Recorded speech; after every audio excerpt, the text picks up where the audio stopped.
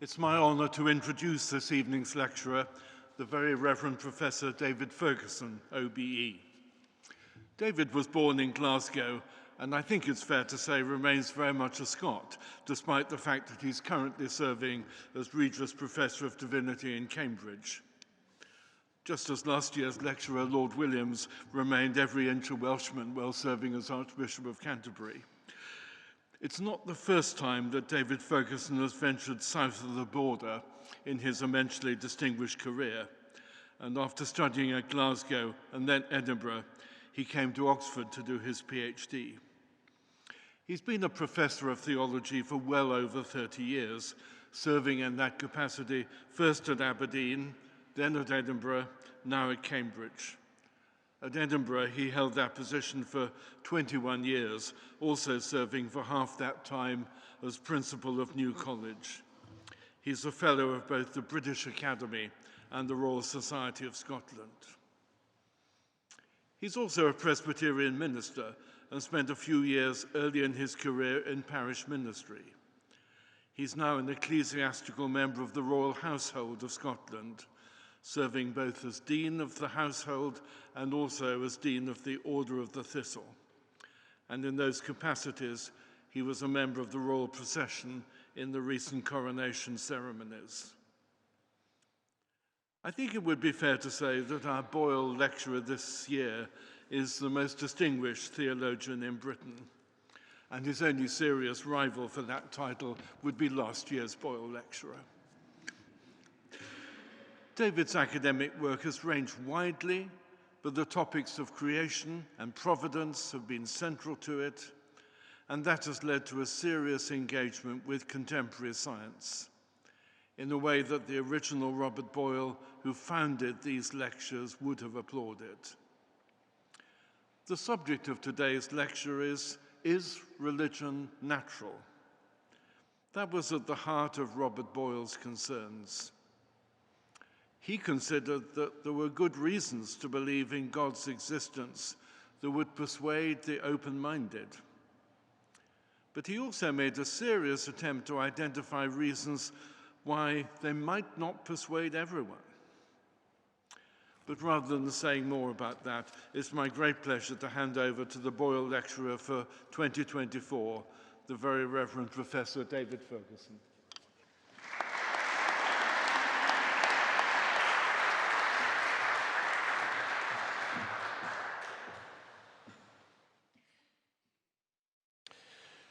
Good evening, everyone. I hope you can hear me. I've had a sound test, but since then the building has filled up. If at any point you can't hear me and you would like to, then please wave your hand or gesticulate in some way.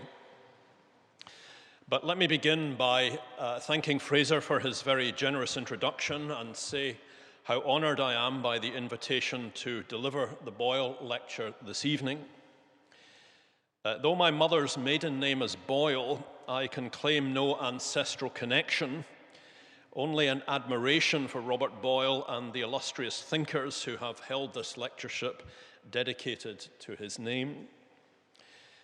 They provide a testimony to the ways in which science and religion have been regarded as largely complementary and very seldom in collision, despite some popular myths. I thank the current lectureship committee for their invitation, Fraser Watts for his guidance and organisation, and in anticipation, Professor Fiona Ellis for her willingness not only to read my manuscript, but also to deliver a response this evening. Is religion natural? It's not a new subject for the Boyle Lectures. Several of the early series offered a range of confident arguments for the naturalness of religion. These had an obvious apologetic function in confirming the existence of God, presumably at a time of rising levels of skepticism and heterodoxy. In 1718, John Leng, later Bishop of Norwich, offered three complementary accounts for the rise of religion. He spoke about the force of education and tradition, the evidences for design, and the constitution of the human mind. All these, he said, confirm the inevitability of belief in God. As a cumulative case, these three considerations explain the universality of religious belief and practice. Leng then continued his argument by seeking to refute accounts of atheist societies in the travel literature of his time. By virtue of our natural condition, he argued, everybody is inclined to think and to act religiously. All the leading theologians of the church have agreed with that. Religion, they've claimed, is natural to our human condition, and its fulfillment in whatever form is our intended end. We reach our goal as human creatures only in right relation to God.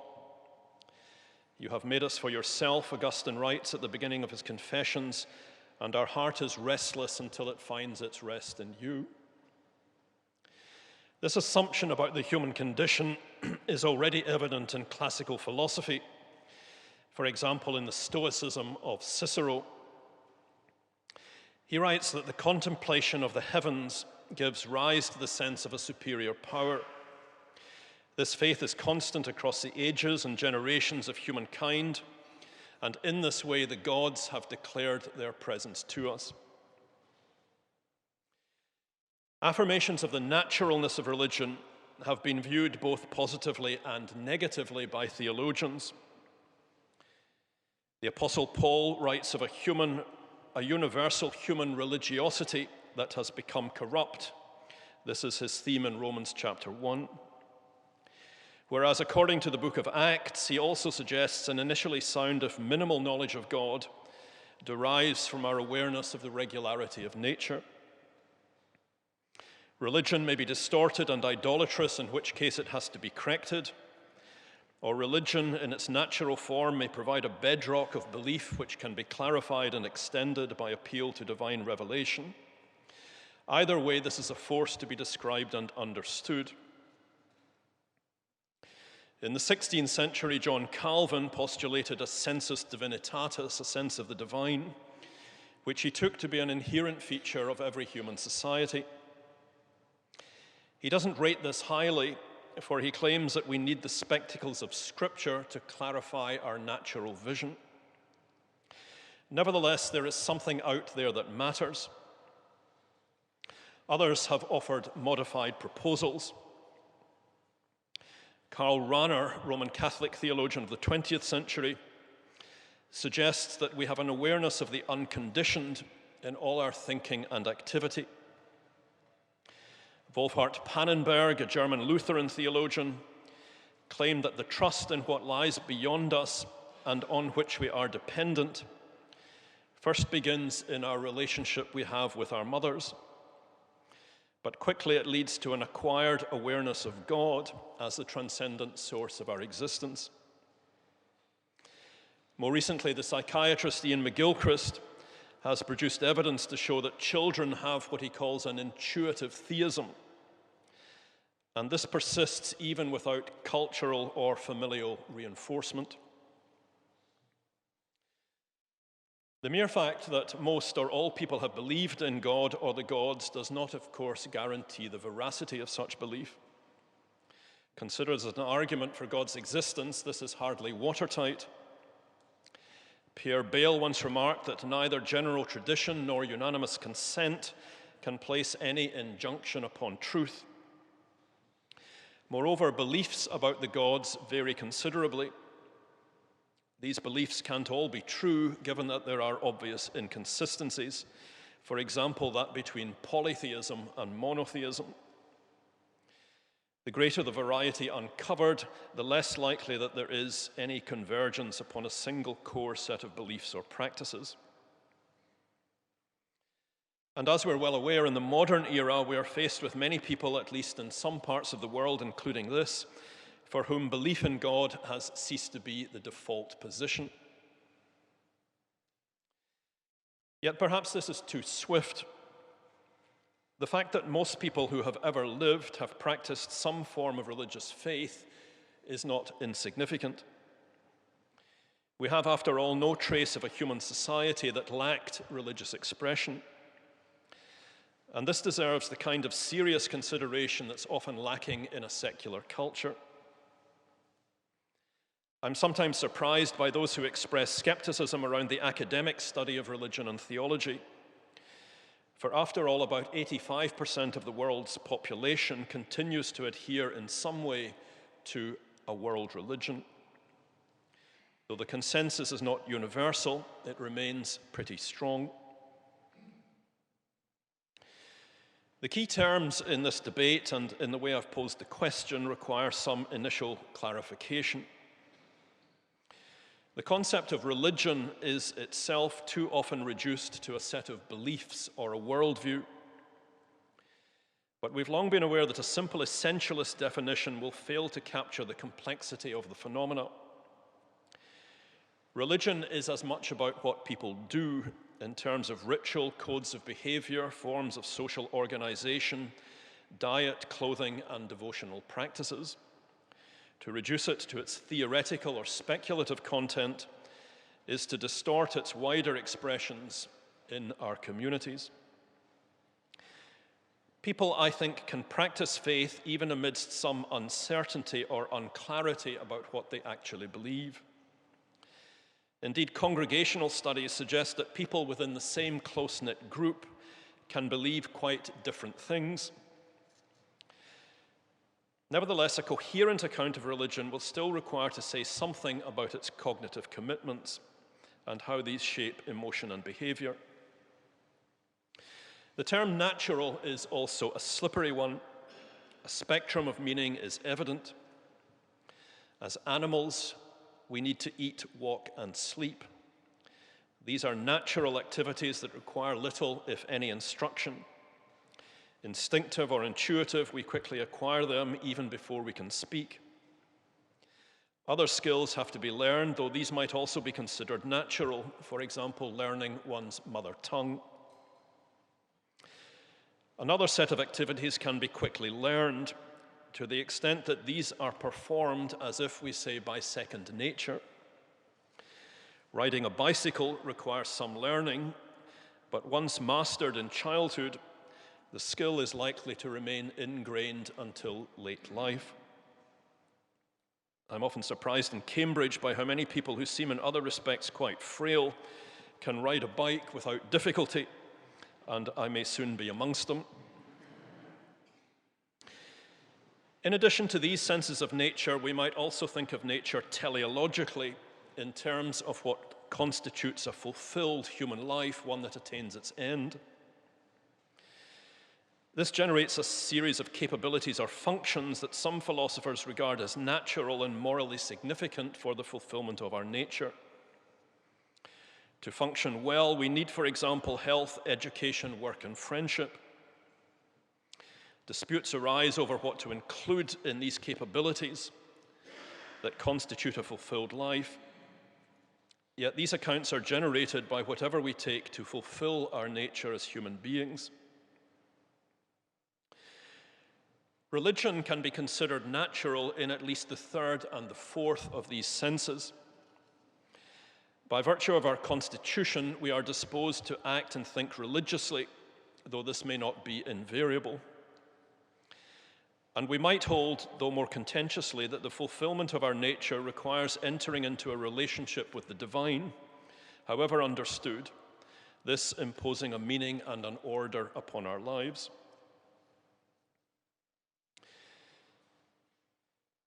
The obvious objection today to any claim for religion as natural is a seeming absence of faith in the lives of many people, particularly in our own society.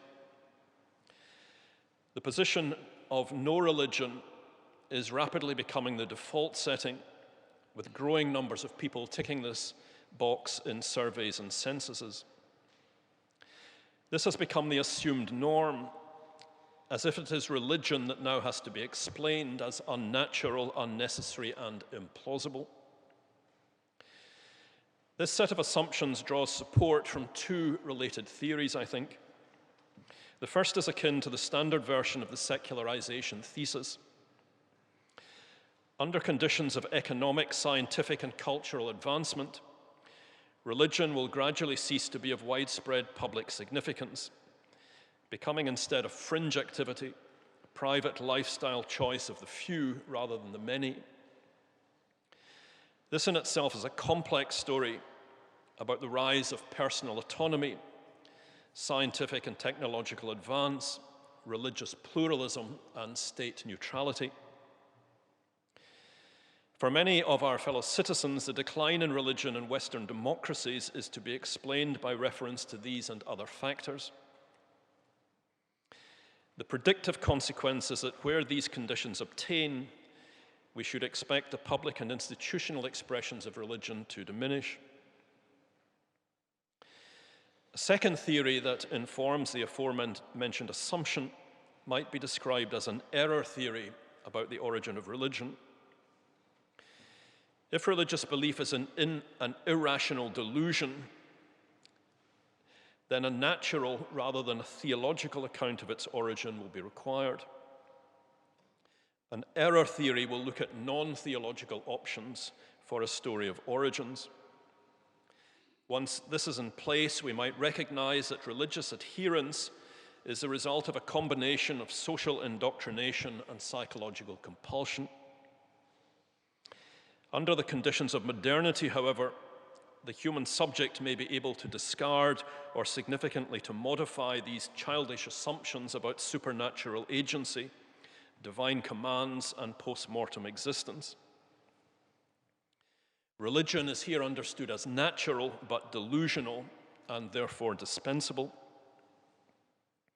This alliance of sociological and psychological theory can support the default assumption that religion is outmoded and a largely irrelevant form of human activity.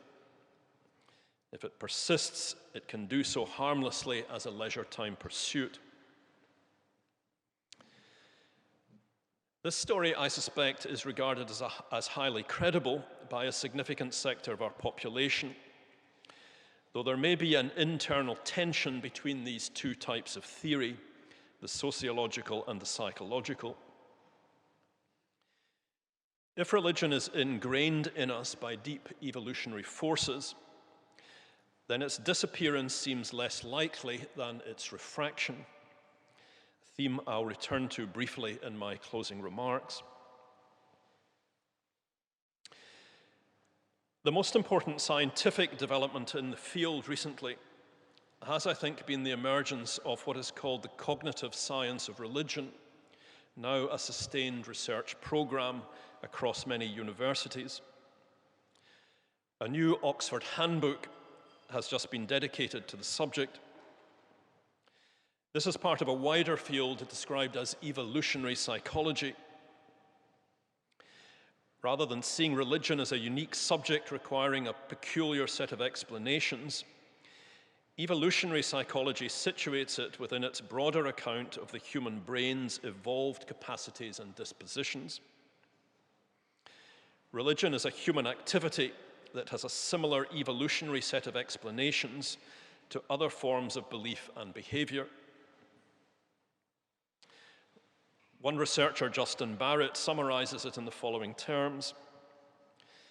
Given a certain kind of biological endowment and the ordinary sort of world we are typically born into, we will typically develop certain properties and attributes. These he describes as natural traits. The cognitive science of religion has recourse to several recurrent explanatory elements, and here you'll have to forgive me for becoming somewhat technical. Our cognitive systems come already with capacities that are not culturally acquired. I spoke earlier of activities for which we are naturally equipped, for example, riding a bicycle. Although these require some instruction, they can be quickly acquired, after which they function intuitively. Robert Macaulay, another theorist, describes this as a maturational naturalness. Unless impeded in some way, we're conditioned, for example, to acquire a language in our early years, maybe more than one. Our minds are not blank slates, but they come equipped with built-in biases. These are inherited as a result of long processes of biological adaptation. Natural in this sense does not mean innate. It refers to a set of capacities that under normal conditions will result in beliefs, skills, and practices. In the case of religion, these conditions result in beliefs in supernatural agents, in practical responses to these agents within our communities, and to a series of rituals whereby people orient themselves towards the same invisible agencies. The best known explanatory element in the cognitive psychology of religion is the hyperactive agent detection device, known by the acronym HADD, HAD. By virtue of this device, we over-attribute intentionality to our environment. This is also apparent in other animals. Your dog will bark at a sudden noise, for example, snow falling off the roof, even when this is not caused by another agent. As a survival mechanism, this is useful, particularly when detecting predators. An animal is safer in over-determining agency in its environment than in under-determination, which is much more dangerous. In infants, a capacity to grasp the significance of intentional agency is quickly apparent. Within several months, a baby can develop what has been called a naive physics, a sense of how objects can be moved by pushing and pulling, and how other agents have their own power of movement, unlike their stationary toys. This puts us early on the lookout for agents that are non-human and unseen.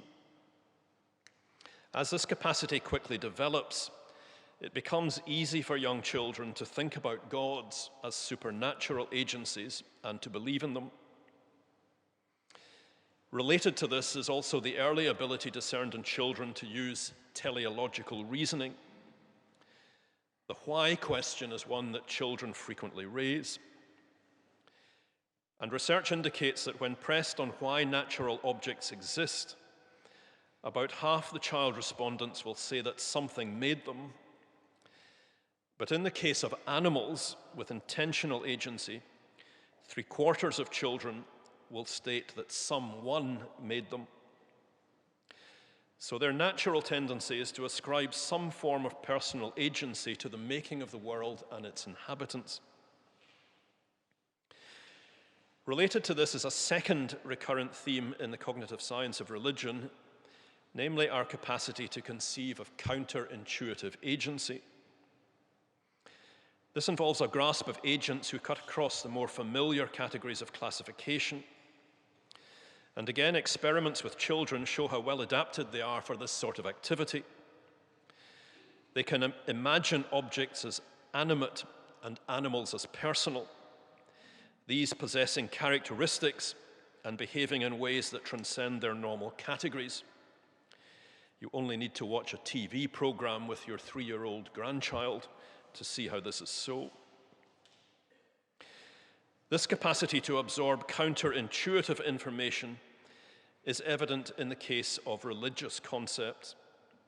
For example, those that invest natural objects with unusual powers or conceive of invisible agents. Pascal Boyer, an American scholar, notes that minimally counterintuitive ideas are memorable and are readily transmitted amongst people than more difficult and maximally counterintuitive ones. Those that have the most practical advantage will tend to be preserved and developed and transmitted. A minimally counterintuitive concept of a powerful supernatural agent with information and intentions will prove useful in organizing one's world. Religion, we also know, is closely connected with the expression and reinforcement of moral codes. And here the cognitive science of religion is also relevant in its theorizing. These counterintuitive agents become potentially relevant in enforcing moral codes, given their capacity to influence the world through counterintuitive properties, such as invisibility or the capacity to know our human thoughts. These allow them to witness kindness or treachery and subsequently to reward or punish human agents. Because of this connection between counterintuitive agents and morality, beliefs about these agents causing fortune and misfortune become intuitively plausible in the evolution of religion. Having an explanation of misfortunes such as catastrophic illnesses, famines, and accidents might allow us the possibility of averting such events in the future. These are amongst the standard explanatory elements of recent work in the cognitive science of religion, and I've skimmed over them very quickly. No doubt they will continue to be discussed, developed, and refined by further research programs. But what they suggest is that religion is maturationally natural in the same way that the acquisition of other skills can also be considered natural. Experiments with children provide strong evidence that our minds have evolved in ways that dispose us to think, act, and function both individually and communally as religious. This field of study is proving attractive to scholars of religion insofar as it offers an explanatory account via human evolution of the more pervasive features of religion long identified by social anthropologists and religion and historians. We cannot find a society that lacked some form of religious expression. The cognitive science of religion can explain this by its evolutionary account of its universality and recurrent features. Religion as an embedded element of human culture has been around for over 200,000 years, and it sets us apart from other animals. In relation to this evolutionary psychology of religion, the recent theological literature remains underdeveloped, as far as I can tell, with only a small number of scholars hazarding comments. Others may think it not worth the effort. So let me add my own thoughts by way of a modest contribution. I'll consider 5 questions in the remainder of this lecture. First, is cognitive science of religion reductionist? Not surprisingly, the exponents of the cognitive science of religion are divided over its theological significance. Daniel Dennett, on one side, seems confident that it provides a useful error theory to explain why our brains have tended to dupe us into believing and acting religiously. Once this is exposed, then the philosophical critique of religion that he favors is reinforced by a reductive account of religion. His use of cognitive psychology is part of a downward explanation in terms of material forces. It's a crane rather than a skyhook, he says. It represents a further extension of Darwinian commitments. Other practitioners of cognitive science of religion share this skepticism, though often it's implicit rather than declared. The subtitle of Pascal Boyer's most famous work, Religion Explained, is "The Human Instincts That Fashion Gods, Spirits, and Ancestors." This explanatory claim has some plausibility. Previous projectionist accounts of religion, for example, those offered by Feuerbach, Marx, and Freud, struggled with the empirical evidence or the lack of it. Their speculative quality has often been noted. Yet here now we have a putative theory that is rooted in robust scientific research programs and which draws strength from a wider body of work in evolutionary psychology. Here, however, I think we must distinguish causal conditions from reasons. Much of the literature seems to lean towards skepticism, as if an evolutionary account of the emergence of belief will settle the issue of validity. Explaining becomes explaining away, since the causal factors must undercut any reasons for holding that religious belief might be true. Yet this is largely a question-begging exercise. If we begin from a skeptical position, then a psychological theory might explain for us why so many people are gripped by an illusion. But the skeptical position is here presupposed rather than demonstrated by the theory. Causes and reasons belong to different frames of reference, and these are dependent upon the kind of explanation that is in view. We can tell a plausible causal story about the evolutionary factors that determine the emergence of religious belief in general. But further downstream, this doesn't answer the why questions about the specific beliefs, devotional habits, and practices that people intentionally pursue. Our brains may also be equipped by evolution to pursue science, mathematics, and technology, but the evolutionary theories that are part of that explanation have nothing to say about the veracity of scientific theories or technological progress. These demand evaluation in other terms: scientific, philosophical, theological, and ethical. It remains open to the theist in this context to claim that God might use this evolutionary outcome to dispose human beings towards belief in the supernatural. One philosopher writes, "Why shouldn't God allow those features to be the cause of the thing God wants? Rather, as the human designer of a vehicle might use the waste heat from its engine to keep its passengers warm." Much of what takes place inside a religious community is intentional. It's shaped by tradition, interpretation of texts, and development of earlier positions. Other forms of description are here required: ethnographic, historical, philosophical, and theological.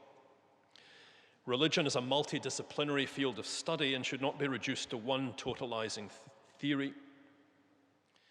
The temptation to assume that the evolutionary psychology of religion can do all the explanatory work should therefore be resisted. If religion is deeply implicated in making patterns of meaning and providing a lived framework for a wider set of commitments, then its eradication looks less secure.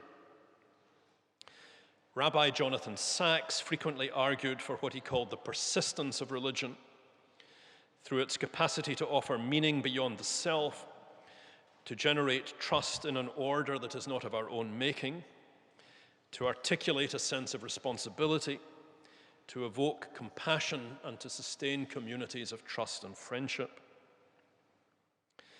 The following hypothesis is at least worthy of serious consideration. We do not begin with a clear and distinct idea of God in childhood, but our naturally evolved religious tendencies can provide the setting for deeper reflection and for an encounter with the divine. In this way, our nature can be said to find its fulfillment through divine grace.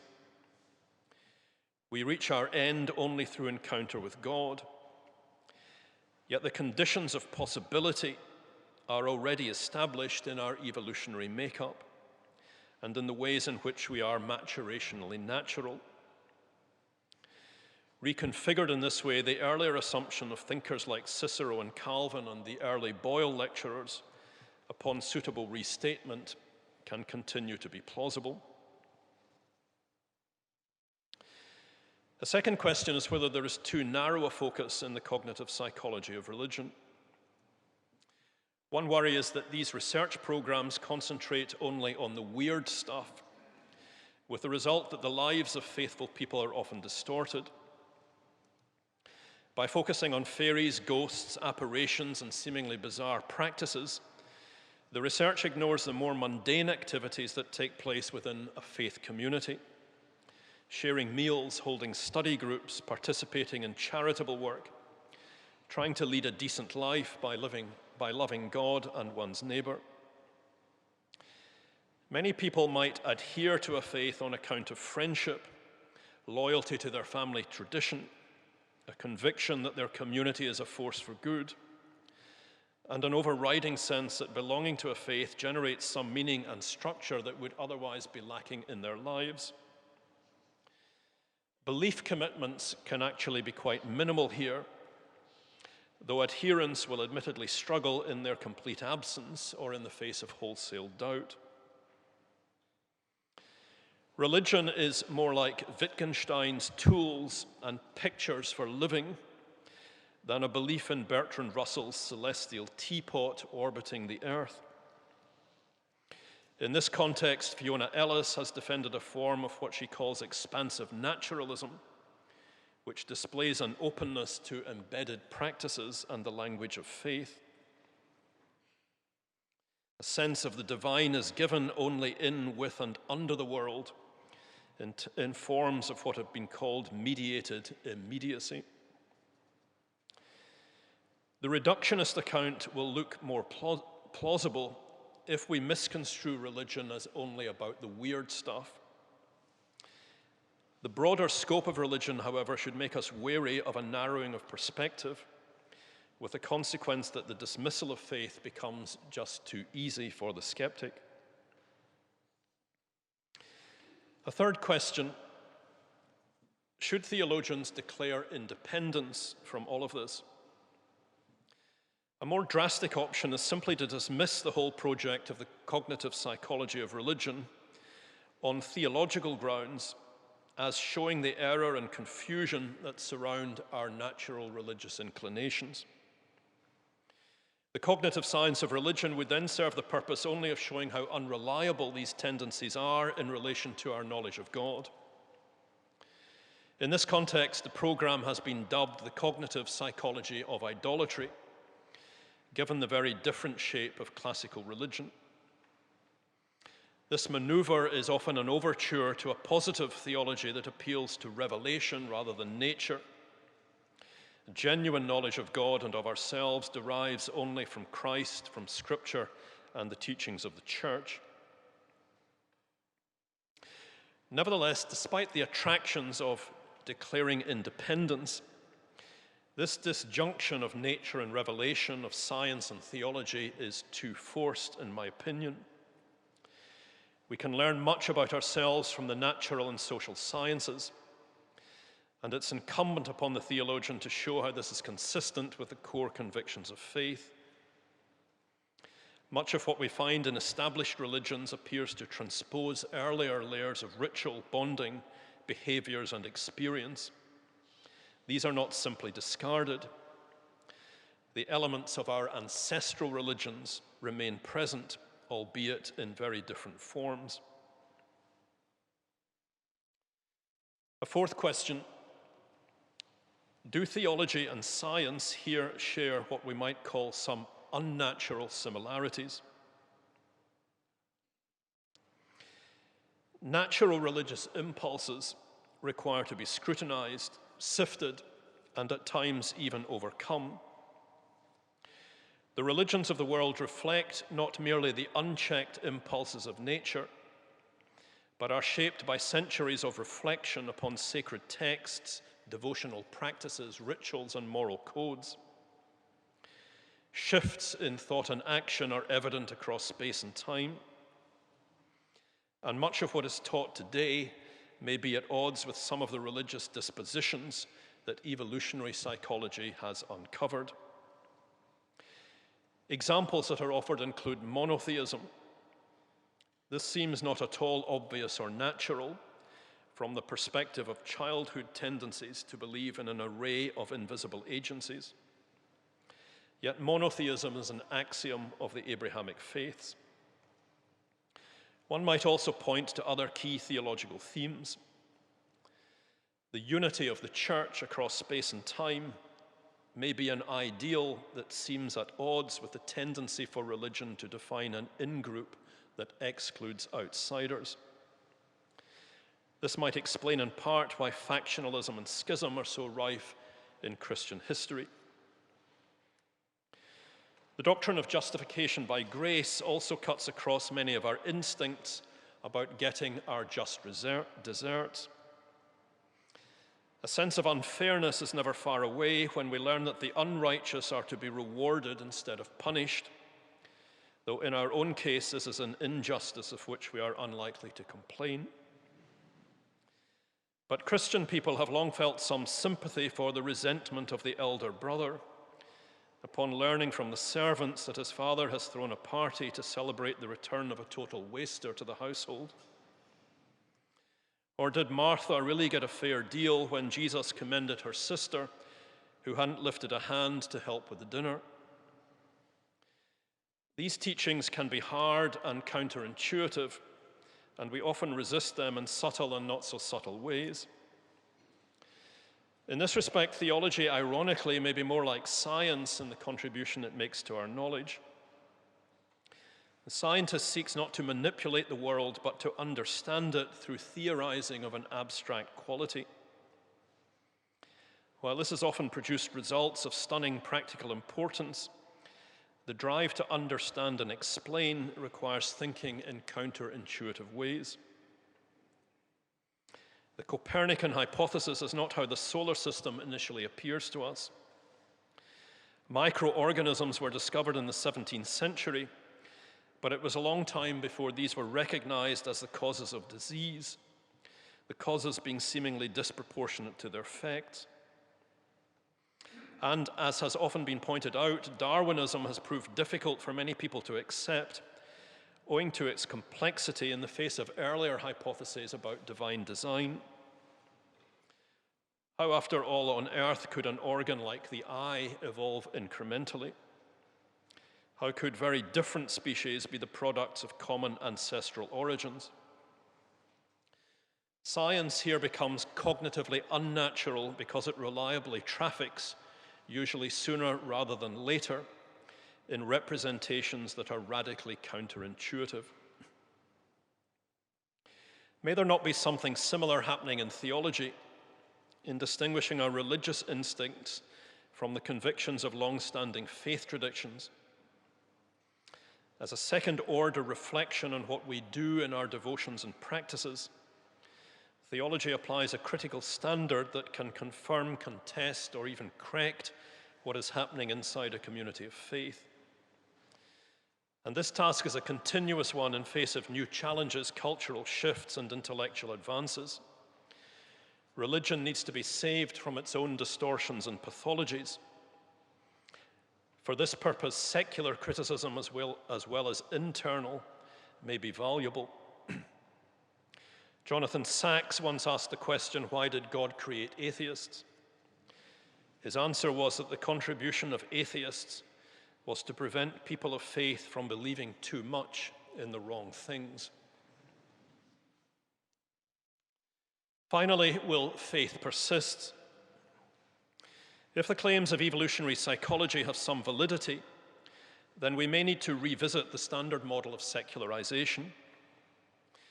This predicts that religious adherence will decline irreversibly as societies become better educated, wealthier, more diverse and tolerant, and less capable of enforcing a single religious identity. There is some strong evidence for this if we consider the rapid decline in church-going in Western Europe since the 1960s. But if the claims of the cognitive science of religion are broadly correct, then this thesis may need to be revised in two ways.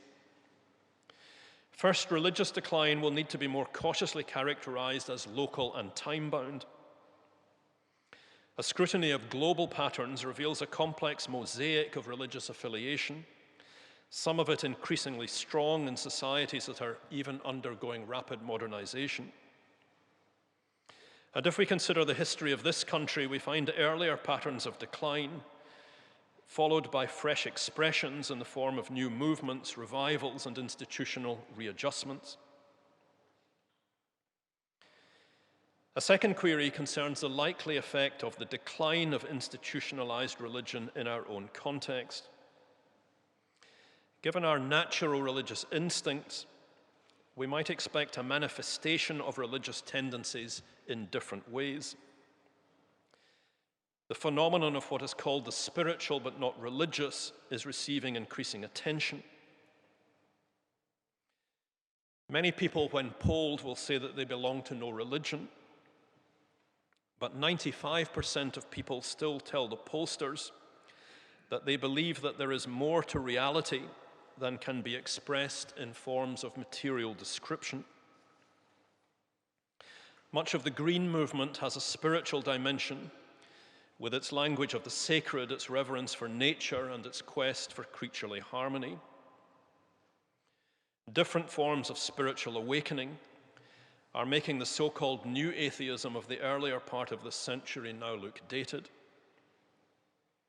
And merely to dismiss successful adaptations of faith as ways of internalizing secular values or hollowing them out from within seem somewhat contrived.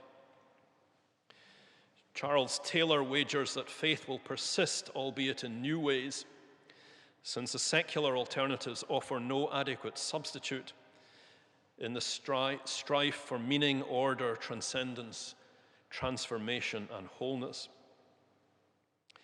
Where this will lead is hard to predict. Prognostications of irreversible decline or a return to the status quo ante seem hazardous to me. But given our natural human condition, it seems highly unlikely that religion is set to disappear irreversibly, either here or anywhere else. Even in the absence of intellectual clarity and institutional commitment, its manifestations are to be expected. So to return to my question, is religion natural? The answer is yes, and we should expect it to persist, though in what forms, it's much less easy to foretell. Thank you very much for your attention this evening.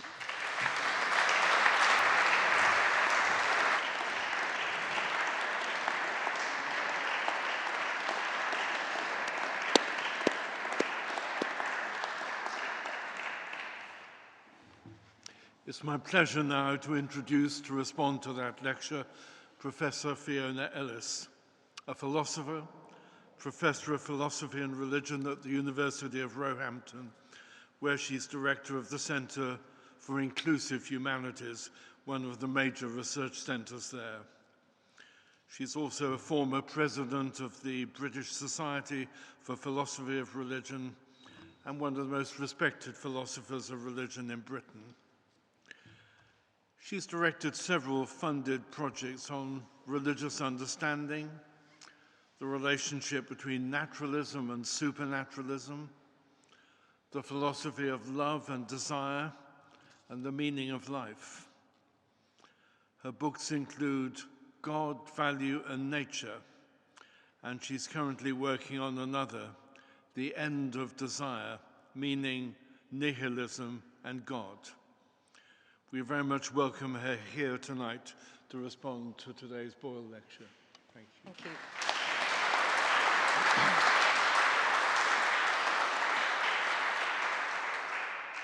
Thank you. Professor Fergusson has offered a rich and hugely interesting response to the question of whether religion is natural. He's identified some important methodological themes. What is the best way to approach this question? Is it adequately comprehended in scientific terms? He's made explicit its relevance for the atheist-theist debate, and he's made clear also that there are unclarities in the very terms of the question, unclarities which should make us hesitate before jumping too quickly to a conclusion. In what follows, I want to touch upon all of these themes, using my discussion to expand upon some of the central insights of David's magnificent paper. Let me begin by saying something about the significance of the question, is religion natural? It's of particular significance in the current intellectual climate, for the default position in much, but not all, philosophy and science is that naturalism is true and that naturalism's the only respectable position, intellectually speaking. Naturalism is defined negatively as anti-supernaturalism, where this is said to involve an opposition to things like God, gods, souls, and all the other spooky supernatural things taken seriously by the supernaturalist. And this leaves us with a suitably sanitized natural realm, which has been shorn of the offending items. Understood from this perspective, the question, is X natural, is appropriately loaded. A negative answer suggests that it's supernatural, spooky, and not to be taken seriously. A positive answer suggests that X can be taken seriously after all. The implication here is that we need to be able to say that religion's natural if we're to take it seriously. Now, things are rather more complex than this simple narrative suggests, for several reasons. First, it needs to be made clear that the notions of naturalism and the natural are to be understood, how they're to be understood at a more positive level, i.e., once we've made clear what is to be avoided, the supernatural, the spooky. Second, the notion of religion is itself rather difficult to pin down. For example, it can be taken to be synonymous with the religious, as when we say that human existence involves a religious dimension, or when we talk of a religious person or religious experience. However, it can also be understood as a social phenomenon, as when we talk of organized religion, or following a particular religion, or losing one's religion. This is not to deny that the two interpretations can be, and often are, intertwined. The point is simply that they can be separated too, and, depending upon one's focus, can yield very different questions. Our religious experience is natural. Is it natural for humans to be religious? Are religions, or some religions, natural? Add to this the worry about the very meaning of natural, and a kind of vertigo begins to descend. We can begin to get a grip on this vertigo by turning, as David does, to the cognitive science of religion. This turn is significant for my purposes, because one way of addressing the question of what natural means at a more positive level is to define it in scientific terms. The natural is equivalent to the scientific, and the question of whether some X is natural, and hence respectable, becomes the question of whether it can be comprehended scientifically. There are some oversimplifications here. I'm short on time. But the claim to be explored now is that religion counts as natural only if it can be comprehended scientifically, and that one significant science in this context is cognitive science. More specifically, the idea is that religion and the religious are, in a sense to be further explained, the products of natural cognitive processes. But what does this mean? Is the idea that religion and the religious are shown to be mere constructions of human cognition? Or is it rather that the relevant cognitive processes put us in a position to discern what is really there? These metaphysical questions must surely exceed the limits of cognitive science alone, although, as David illustrates, there are attempts to vindicate a theistic approach along such lines through the idea of a hyperactive agent detection device. The human mind can discern agential characteristics in things, and this is how we're prompted to believe in God. This doesn't help at all, however, in resolving the metaphysical question of whether the activation of this natural tendency in a religious context puts us in a position to discern what's really there, or whether it's just one more example of the mind's tendency to spread itself on things, which is precisely what the atheist cognitive scientist will say. Where does this leave the question of whether religion's natural? Cognitive science can tell us an awful lot about the cognitive processes without which we should be unable to enjoy religious states of mind and engage meaningfully in religious practices. And to the extent that this approach is scientifically legitimated, we can say that religion and the religious can be naturalized to this degree at least. However, this level of explanation must remain silent on the question of the truth or falsity of religious experiences or religions, or whether we should be theists or atheists. For the resolution of these things, we need to ascend to a different, non-scientific level of explanation and be prepared to allow that, at a certain limit, explanations themselves must come to an end. We are, after all, operating at the blurry limits of our capacity to comprehend in such contexts, and reject this limitation only at the cost of lapsing into idolatry. Am I denying that religion's natural? Certainly I am, if this means no more than it cannot be comprehended without remainder in scientific terms. In MB, this is, of course, not a rejection of science, but a rejection of scientism, the assumption that science is the only respectable measure and arbiter of reality. So, I'm suggesting that there's more to religion and the religious than what can be comprehended scientifically. It goes beyond the natural in this sense.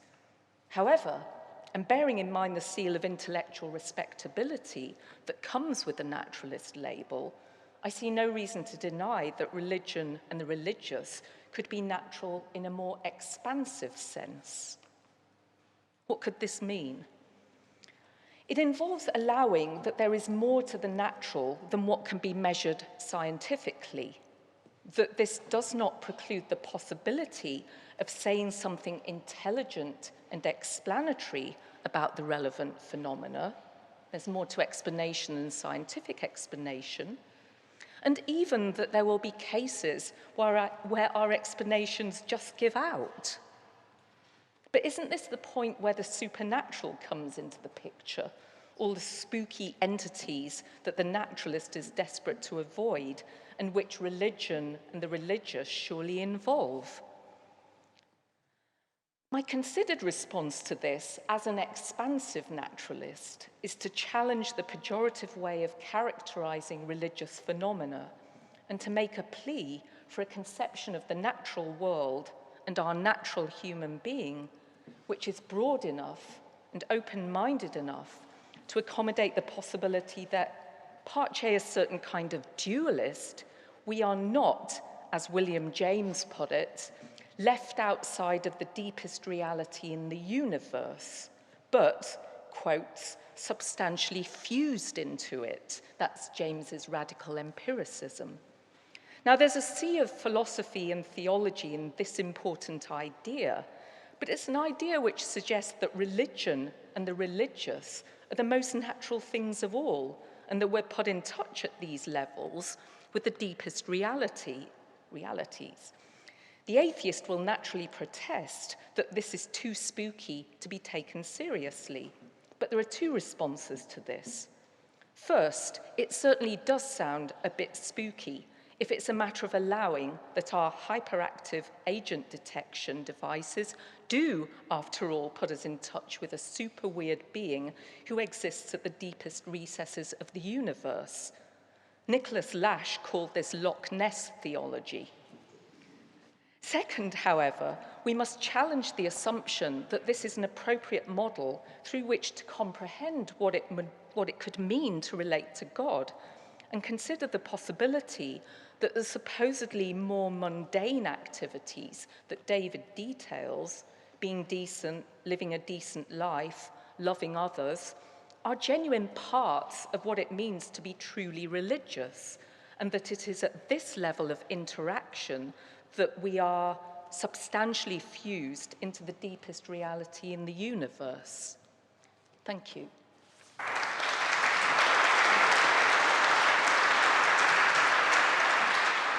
Thank you for joining us for the 2024 ISSR Boyle Lecture on Science and Religion. For more information about ISSR or the Boyle Lectures, please visit our website, the link for which you can find in the description box below. If you have joined us for the YouTube premiere on 06 March 2024, then please switch now to join us for a live discussion with the lecturer, Professor David Fergusson, and respondent, Professor Fiona Ellis, who are joined by Dr. Joanna Leidenhag, Dr. Russell Ree Manning, Professor Fraser Watts, and Professor Niels Gregerson. The link for the live discussion is located in the digital Boyle Lecture invitation email that you use to access this video. However, if you're watching this anytime after that date, then you can watch the discussion right here on the ISSR YouTube channel. Thanks again for joining us, and we will look forward to seeing you again next year.